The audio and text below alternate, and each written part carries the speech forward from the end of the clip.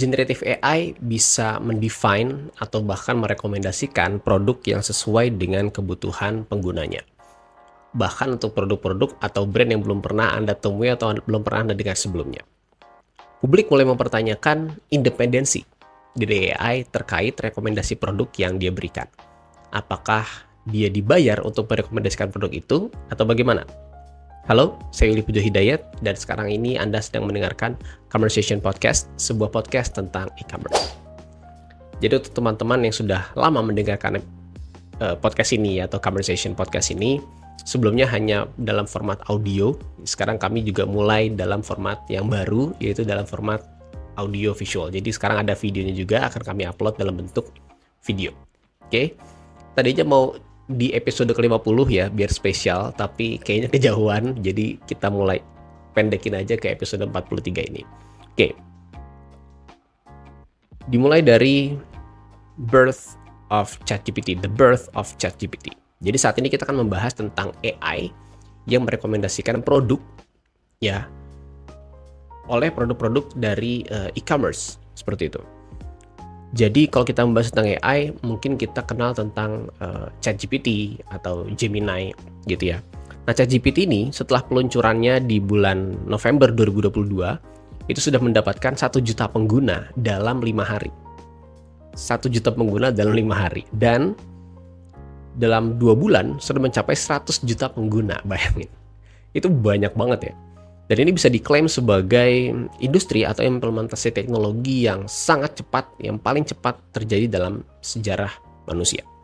Dari situ bola salju itu terus bergulung, ya, dan sekarang pengguna ChatGPT berdasarkan data yang saya miliki sudah di angka 800 juta per Oktober-November 2025 ini. Itu gila banget ya.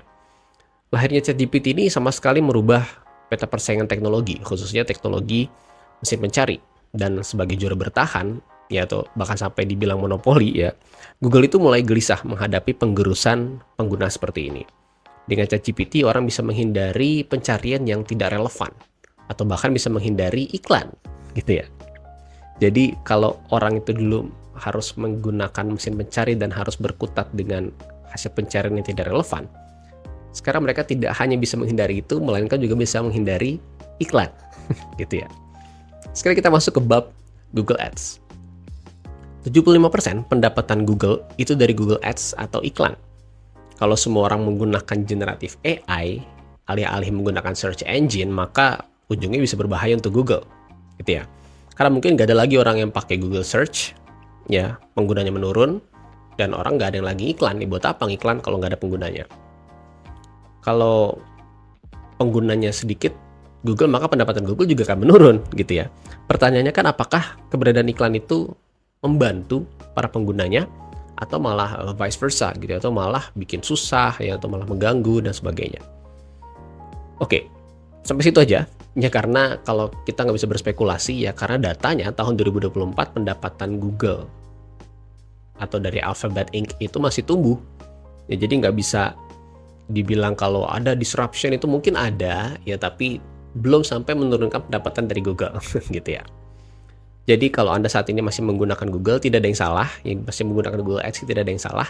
Namun ingat ya, tadi generatif AI penggunanya semakin banyak, dan bahkan saat ini mereka bisa merekomendasikan produk yang spesifik sekali, yang betul-betul sesuai dengan kebutuhan para penggunanya atau sesuai dengan permasalahan para penggunanya. Nggak bisa lagi pakai gimmick marketing yang biasa kita ketik di header iklan gitu ya, di caption itu nggak bisa lagi kita tulis seperti itu. Kenapa? Karena generative AI yang belajar sendiri, yang mendefine sendiri produk kita seperti apa dan merekomendasikan ke para penggunanya. Sebetulnya apa sih yang membedakan mencari ya atau melakukan research di mesin pencari dengan melakukan research di generative AI? Kalau kita pakai search engine, itu kita yang proaktif. Kita yang mencari tahu kata kunci apa sih yang terkait dengan produk yang kita miliki, atau kata kunci apa sih yang bisa memberikan jawaban dari permasalahan kita. Gitu ya. Kita harus kulik ya, bahkan ada metode seperti piramida terbalik. Ya, jadi semakin mengerucut pada kata kunci tertentu. Itu sangat, tentunya tidak semua orang bisa melakukan itu, gitu ya. Sedangkan kalau ChatGPT, itu kita tidak perlu ilmu advance untuk menguasai kata kunci, yang kita lakukan hanyalah bertanya. Ya, kita hanya cukup bertanya pada ChatGPT. Kita nggak perlu paham kata kunci, kita nggak perlu paham cara search engine ini bekerja. Yang kita perlu tahu adalah, ya udah, tinggal tanya aja ke ChatGPT. Kalau misalkan nggak cocok, tinggal ketik, ada rekomendasi lain nggak? Gitu ya, atau ada jawaban lain nggak? Itu mereka pasti bisa akan memberikan beberapa rekomendasi. Dan yang lebih gilanya lagi, datanya bilang, ya, ini menurut datanya ya, sebagian besar orang percaya dengan apa yang direkomendasikan oleh generatif AI. Ya, sebagian besar orang percaya dengan apa yang direkomendasikan oleh generatif AI. Jadi conversion ratio-nya sangat tinggi. Dari awalnya mereka riset-riset ya di AI sampai akhirnya memutuskan untuk membeli, itu rasionya lebih tinggi gitu ya. Nah, mungkin orang mulai mempertanyakan independensi dari AI. Apakah mereka dibayar untuk merekomendasikan produk-produk tertentu gitu ya.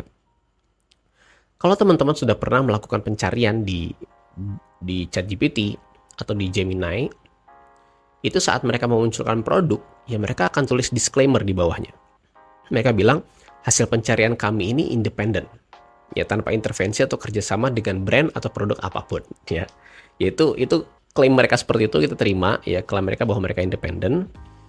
Pertanyaan lainnya muncul, ya terus bagaimana sebagai pemilik website toko online, ya kita harus bagaimana nih supaya produk kita direkomendasikan oleh ChatGPT? Kan kita berharap seperti itu ya.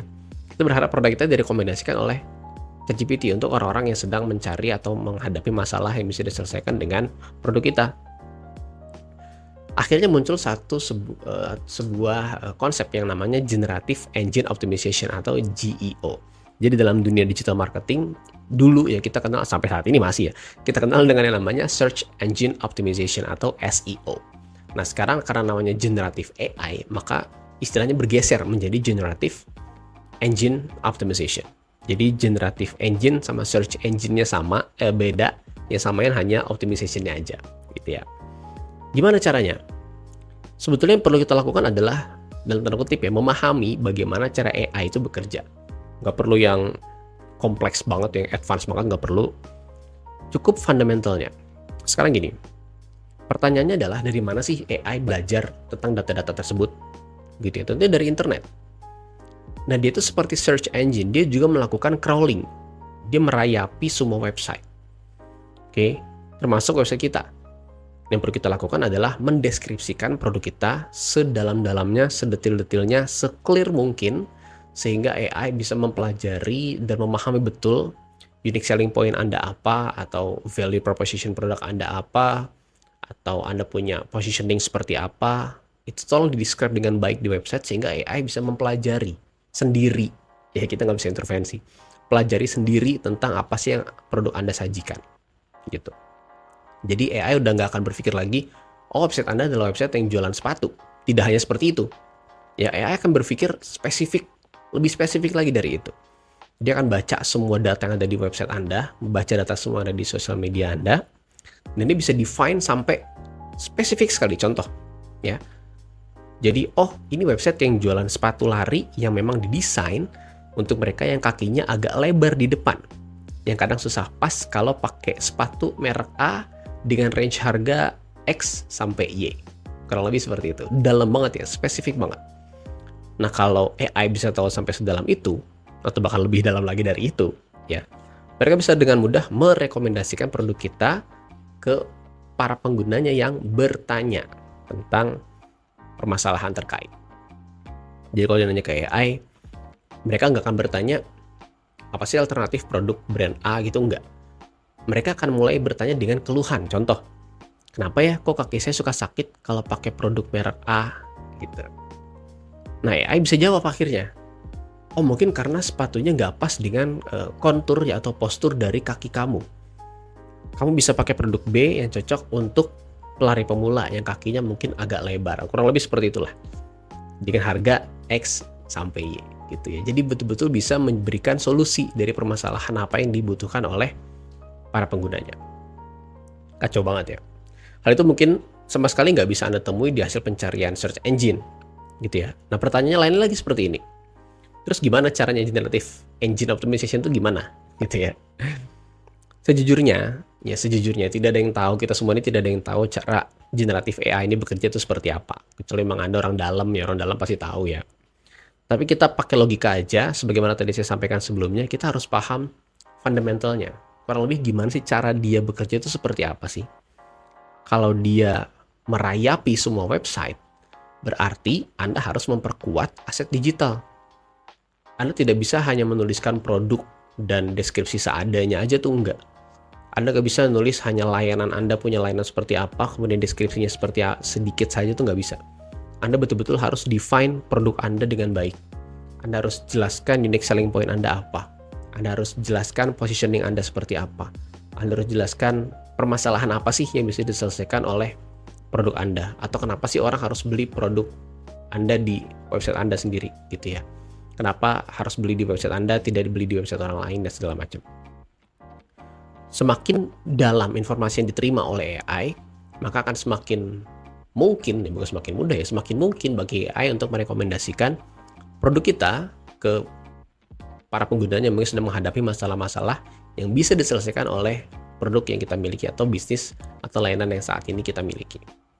Gitu ya. Jadi solusinya gimana? Ya, untuk membuat AI merekomendasikan produk kita ke para penggunanya, kita harus mengajarkan AI ya tentang produk kita sedetail mungkin.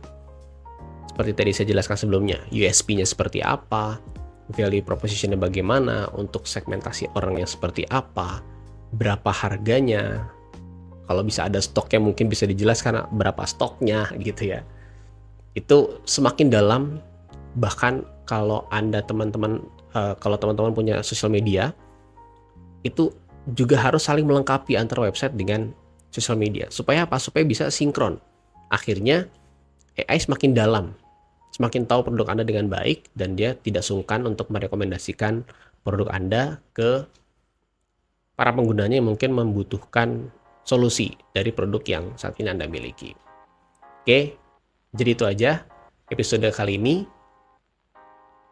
Jangan lupa share, jangan lupa share video ini karena format sudah baru. Ya, terima kasih untuk yang sudah mendengarkan, dan jangan lupa bagikan podcast ini, jangan lupa bagikan episode ini sekiranya teman-teman menilai podcast ini bermanfaat atau episode ini bermanfaat. Oke, terima kasih. Assalamualaikum warahmatullahi wabarakatuh.